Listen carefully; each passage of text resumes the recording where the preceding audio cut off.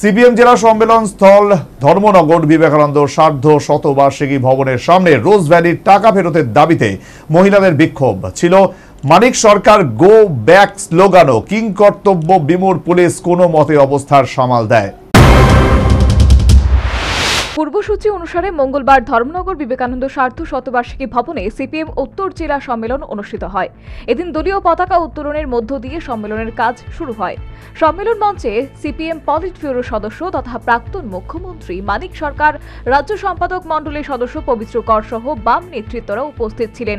সম্মেলনে উদ্বোধনী ভাষণ রাখেন সিপিএম পলিট ব্যুরো সদস্য তথা প্রাক্তন মুখ্যমন্ত্রী মানিক সরকার। তিনি এক দেশ এক ভাষা এক নেতার ধারণাকে ফ্যাসিবাদী চিন্তা বলে কটাক্ষ করেন।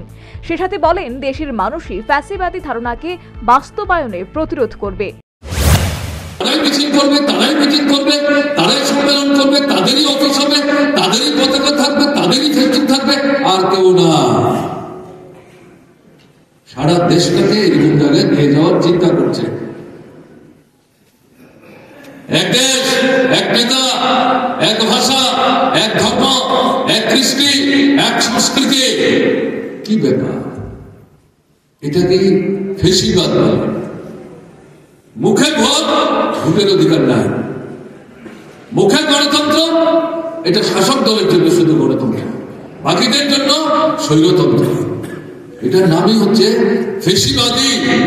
এটা নতুন পদ্ধতিতে তারা একদলীয় শাসন ভারতবর্ষের বুকে তারা কায়েম করতে যাচ্ছে, চাইছে।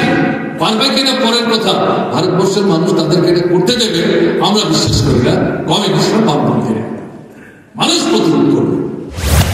বাম নেতা মানিক সরকার যখন বিবেকানন্দ সার্ধ শতবার্ষিকী ভবনে সিপিএম জেলা সম্মেলন মঞ্চে ভাষণ রাখছিলেন, ঠিক সেই সময় ধর্মনগর শহর থেকে শতাধিক মহিলা বিক্ষোভ মিছিল করে বিবেকানন্দ সার্ধ শতবার্ষিকী ভবনের সামনে চলে আসে। তাদের হাতে ছিল প্লেকার্ড, তাতে লেখা ছিল, আমরা গরিব, মানিক সরকার রোজভ্যালির টাকা ফেরত চাই। সে সাথে মহিলারা বিক্ষোভ প্রদর্শন করে। একই সাথে বিক্ষোভকারীরা মানিক সরকার গো ব্যাক স্লোগানও দেয়। যদিও কিং কর্তব্য বিমূঢ় পুলিশ শেষ পর্যন্ত বিক্ষোভকারীদের সামাল দিতে সমর্থ হয়।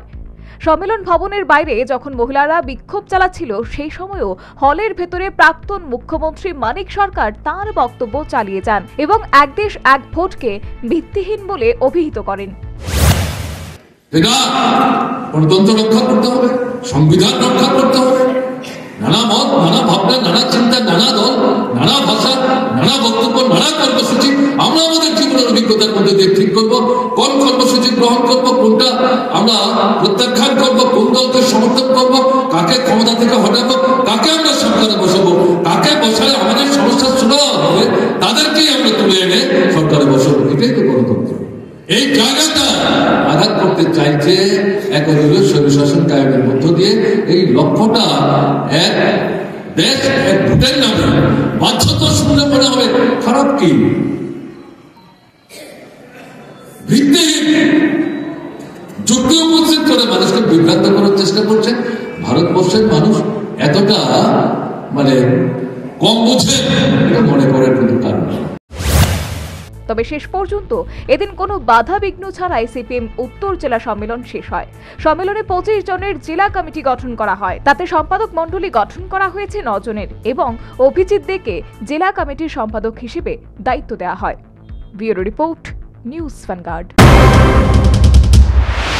Shija Institute of Kidney Sciences কিডনির জটিল রোগের চিকিৎসার জন্য এক উৎকৃষ্ট প্রতিষ্ঠান, যেখানে উত্তর পূর্ব ভারতের প্রথম এবিও অসামঞ্জস্য কিডনি প্রতিস্থাপন এবং মৃত ব্যক্তির কিডনি প্রতিস্থাপন করা হয়। এখানে 115টিরও বেশি কিডনি প্রতিস্থাপন এবং উত্তর পূর্ব ভারতের সবচেয়ে বেশি হিমোডায়ালিসিস করা হয়েছে এবং এই সংখ্যা দিন দিন বাড়ছে। Shija institute of kidney sciences Tripura সরকার সহ অরুণাচল প্রদেশ, মেঘালয়, মিজোরাম, মণিপুর এবং নাগাল্যান্ড সরকার দ্বারা স্বীকৃতি প্রাপ্ত।